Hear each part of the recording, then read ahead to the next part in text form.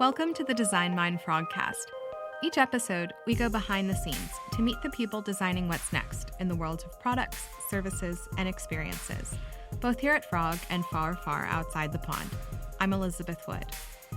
Today on our show, we're launching a new segment called Phone a Frog, where we call up someone from across the frog universe and ask them the tough questions. In this episode, we ask, just what's the point of having a brand anyway? Companies talk a lot about them, they invest in their brands, but why? What is it that a brand actually does?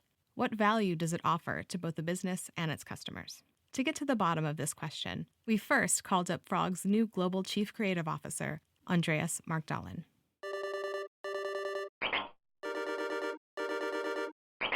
Hello. Hello, Andreas. How are you?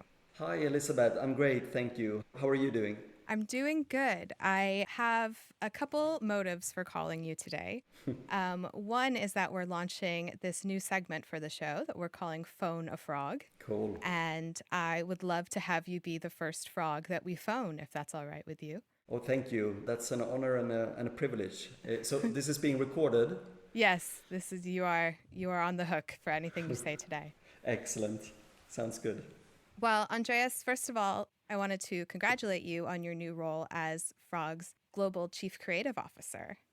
Thank you very much. Yeah, it's a really, really exciting role for me in this moment of transition for Frog. We're in an exciting kind of entering a next era or a new chapter for Frog as a business and as a brand. Joining forces and joining Capgemini and Capgemini Invent.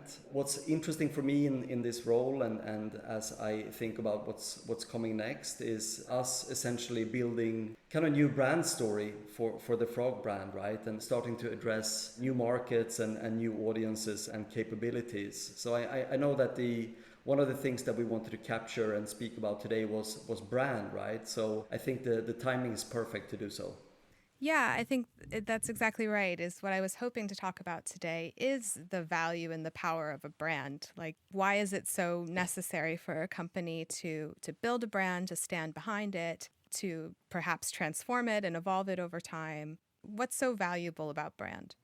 Brand is a beautiful topic, right? Because it's so simple and so complex at the same time. Brand is simple in the sense that the whole idea around shaping a brand strategy or a brand narrative, really, it's about getting to the essence of the brand, right? Being able to explain why it exists in the world and what purpose it really fills in the world around us. And I think in that essence, getting to a crisp and clear story around a brand narrative is simple, right? We want to be able to build a story that people can understand and buy into and get engaged by, etc. But the complexity of brand comes, once you made this general agreement around the essence itself and finding different ways of expressing the brand, of making sure that you are meeting the expectations of this brand through different interactions, either with employees on the inside or with the customers on the outside of the company, and essentially living up to those expectations that are shared. So brand is a dear topic to me, and it's something we are discussing heavily also within Frog at the moment, thinking about our next chapter. And in fact, I was going to suggest to you, Elizabeth, I don't know how you feel about this idea that maybe we could ping Todd Taylor as well, that is one of my closest collaborators,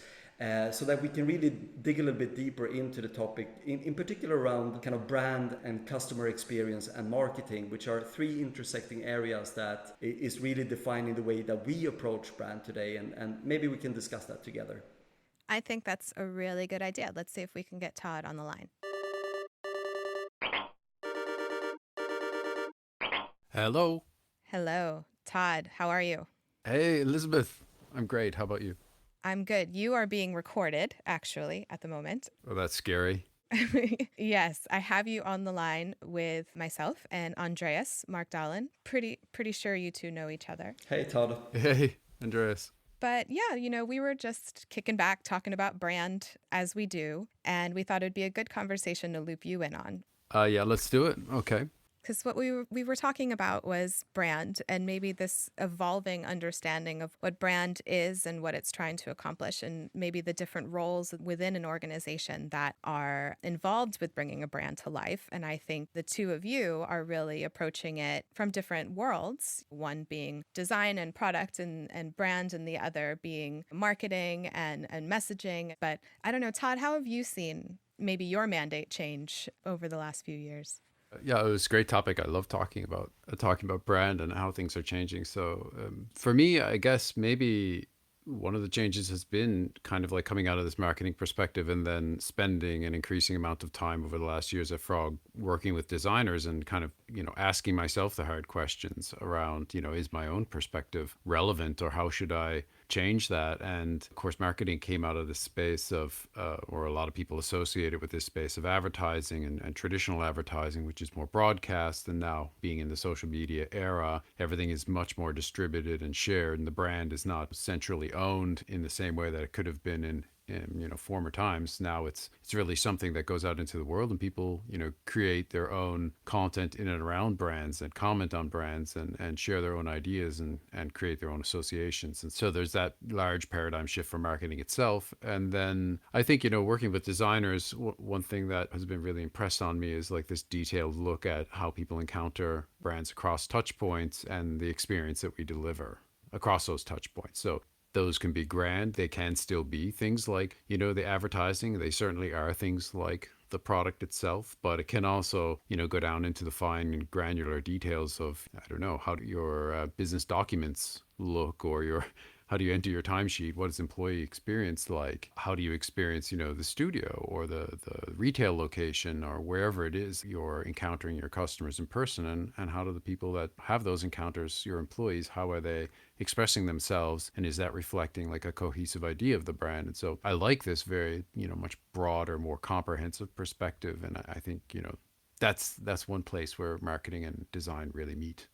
Maybe if I can build on that, I think that there's an interesting, I would describe it as a kind of interesting friction right now in mindset that we see among our clients, where it's really the old world meeting the new world, right? I think traditionally, as Todd mentioned as well, the world of brand was very much intertwined with the world of marketing and broadcasting and traditional advertising, right? And the product and the experience of a product sat a little bit outside of that. So it became more about communication or speaking to a specific value proposition and to attract a new audience. What's interesting over the last decade or so, obviously with the rise in new ventures and new businesses that are emerging, is that they are all about the experience, right? The product or the service is really leading the way that they think about their role in the world around them and their kind of mission and vision as to why they exist. What's interesting for a consultancy and a firm like Frog in this context is that we're exposed to both worlds, where we are essentially teaming up with many of the up-and-coming emerging ventures to think about how can they attract and speak to a bigger picture of their work, where it's not only the experience or the product or the service that counts, but actually they can speak about the bigger picture, why they exist in the work and how they affect their contexts around them. What's really interesting, I think, is, some of the perceptions that I've seen going in both directions around, the world of design and the world of marketing, right? So as encountering designers, increasingly through my time in this industry, I often felt that the perception of marketing was different than my own, right? That they had formed a certain idea that marketing was really there to, create hype around the good work that they were doing on the product. There was some of that going on. Also, sometimes some perception that the value of marketing isn't really there, that so much money is being spent on advertising. Is that really a good investment? Does that really serve the end user? And, there's a lot of validity in some of those thoughts and topics, but I also thought, sometimes, hey, they're pretty limited, right? And from the other side, I've seen, kind of the more business oriented or business connected team members sometimes look at the design discipline and feel like it's separated and apart from the sort of the hardcore realities of competitive business frame. And I've also thought, yeah, that seems also unfair. And it's interesting how these perspectives sort of form up and where do they come from, and why do they persist, because to a certain degree, they still can. And I just think it's more about getting increasing exposure and cross-pollinating, the tools that we work with, and creating a space where the kind of that diversity of perspective is really beneficial. And I think that probably is one of the success factors for some of the work that we're putting in right now, is to be able to approach from different directions and find common ground in the center, in and around what the brand is and how you build it up and what it stands for. I really love that, Todd. You highlighting the sentiment that I think these different communities are having with regards to each other's professions. And coming from the design community myself, and speaking to the world of products and services, there is this kind of derogatory feeling, or this negative feeling around the world of marketing, right? And advertising, until we, and I say we as a community, are exposed to something that is really impactful or really powerful. So everyone hates advertising up until the point where you come across a beautiful piece from Patagonia or something similar, right? These brands that are able to really connect to a community and to a global user base or customer base through, of course, amazing products, right? Beautiful products that are durable, sustainable, and so forth, but also tie into that bigger ethos. I really like this value perspective around marketing. So as a marketer, I also talk to my team about, are we delivering value in this interaction with the customer?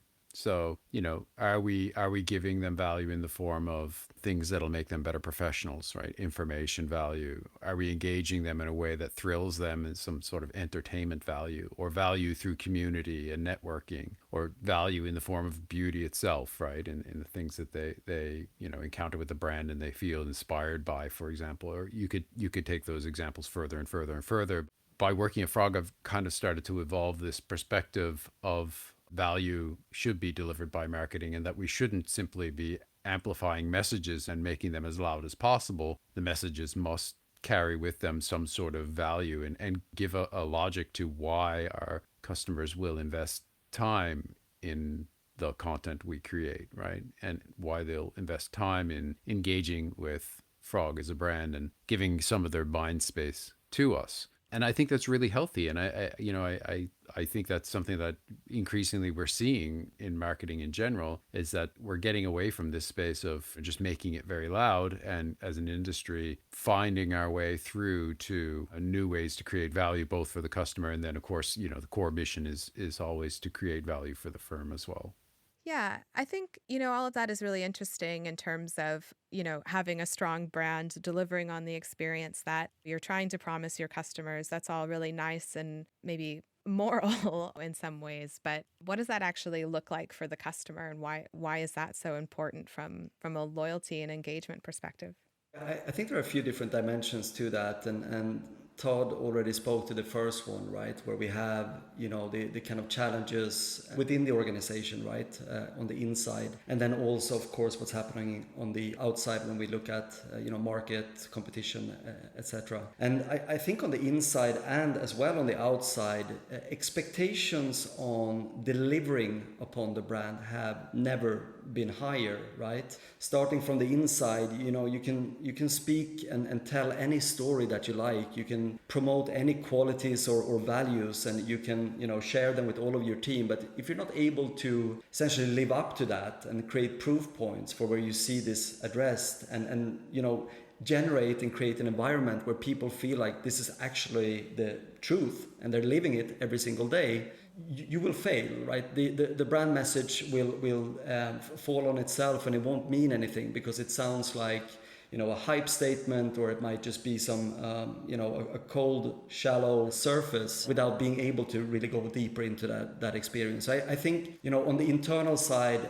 employees within your organization will have a very low acceptance for mediocrity. Really, they look for every single interaction with the company to live up to the expectations that are being shared. And I think similarly, also looking on the outside, right, we are looking at a few new generations of customers and consumers coming out. Their expectations have changed dramatically as well, where again the tolerance for mediocrity across different experiences, whether you speak about product or service, or retail or commerce or anything else.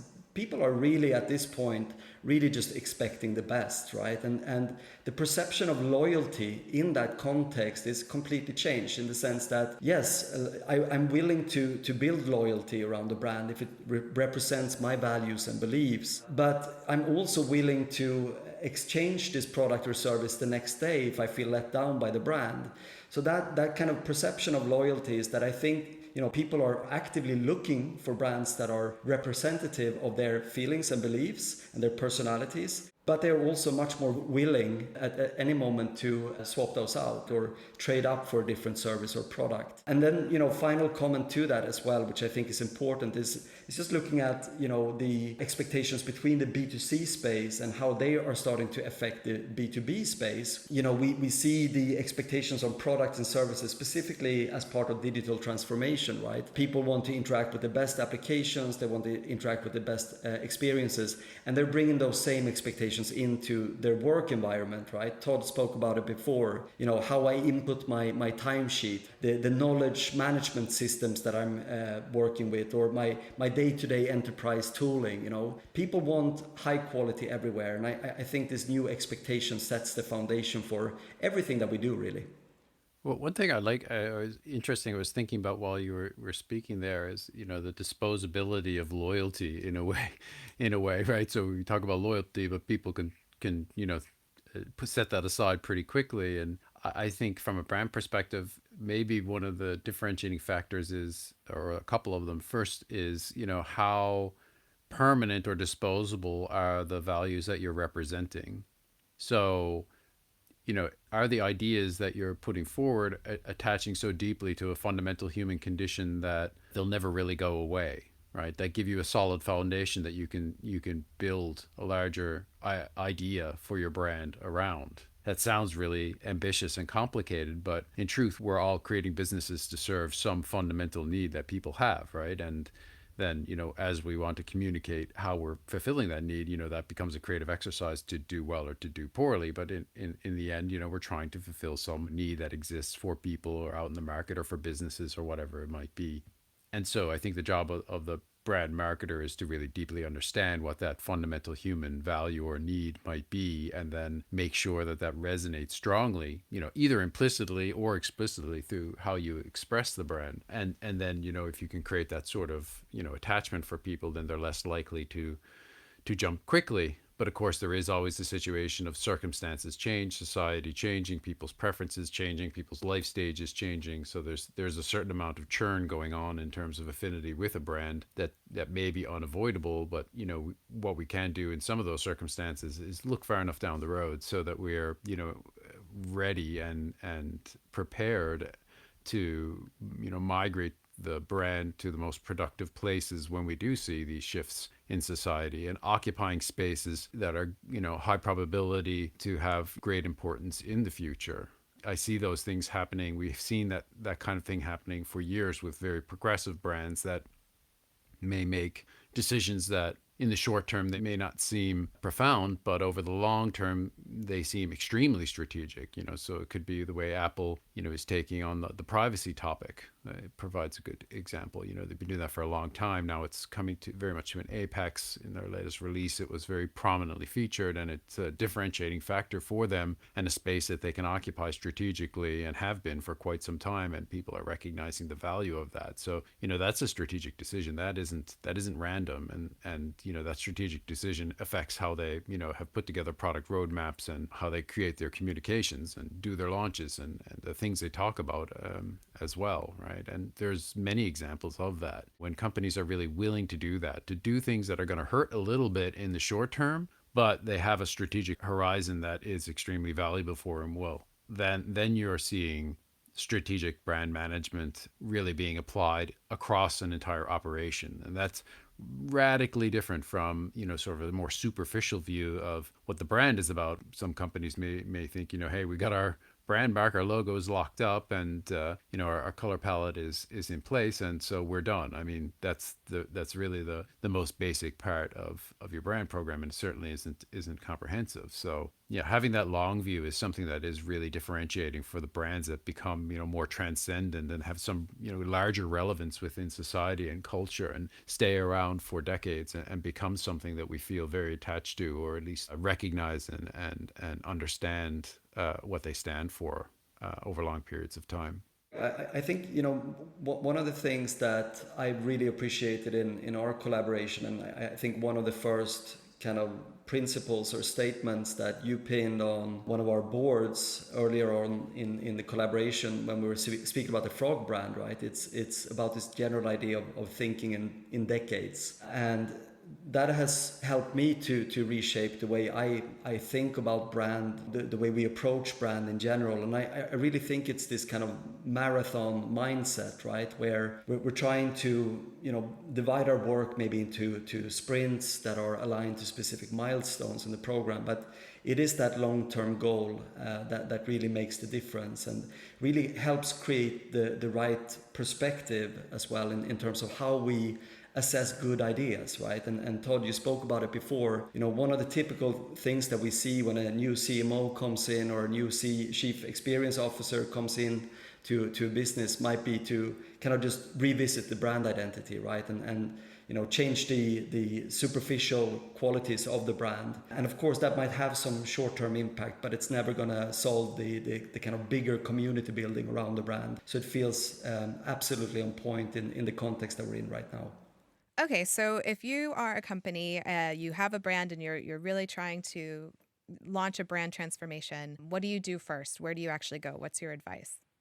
Yeah, so I think if you're in that right mindset, right, that we spoke about before, taking the long-term look at the transformation that will happen, for me, really the kind of first milestone to define is starting with a story, right? And the way we usually approach this within Frog is trying to anchor down really on what is the context, what is happening around us that is out there, what needs are we speaking to, what are the different audiences that we are addressing, and then essentially shaping a kind of narrative that goes into the foundational questions around how and why the company is responding to these needs, and essentially what the ingredients are to deliver on the promises and the statements that are being made, right? So having that key central story and narrative becomes the starting point for essentially validating what the key ingredients are, not only externally, of course, with clients or customers being able to iterate and trying things out there, but also, as we mentioned before, arguably more important in the beginning to get the teams on board, right? And start to build that culture that brings people together. And storytelling is an extremely powerful mechanism, being able to reduce the complexity down to a single set of talking points or a single set of slides, and essentially convey the new strategy, right? So I would really start from that point and then build and expand from the initial narrative that is being shaped. I like that.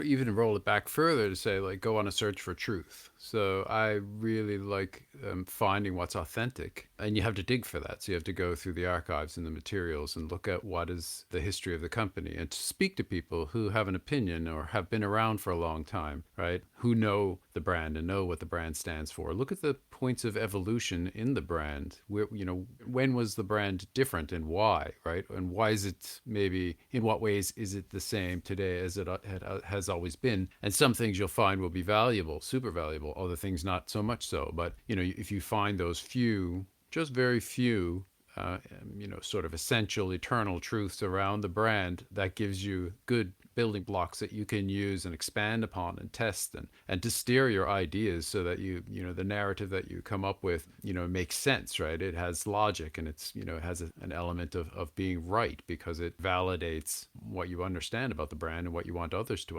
understand. And that doesn't mean that there's nothing that you will introduce, like new values or new truths, new myths or new ideas that will help take your brand into the future. You should be doing that as well. And it's, I guess, the magic of finding those things and combining them all together to create this mix that feels very eternal and yet fresh as you encounter the brand over and over over and over again. Well, thank you both so much for joining me today and talking through your different perspectives on brand and how, it really is about the storytelling and the experience coming together. I really appreciate it, Andreas and Todd. Thanks for joining us. Thank you as well. Thank you so much for having us. It was fun. That's our show. The Design Mind Frogcast was brought to you by Frog, a global design and strategy consultancy that is part of Capgemini Invent. Check today's show notes for transcripts and more from our conversation. We really want to thank Frog's Andreas Markdalen and Todd Taylor for taking our call here today. Design Mind superfans might even remember their appearance on episode 3 of our show, called Behind the Design, all about the launch of Frog's Make Your Mark brand initiative. If you haven't heard it already, be sure to give it a listen wherever it is you're listening now. Maybe just cue it up next and have a go.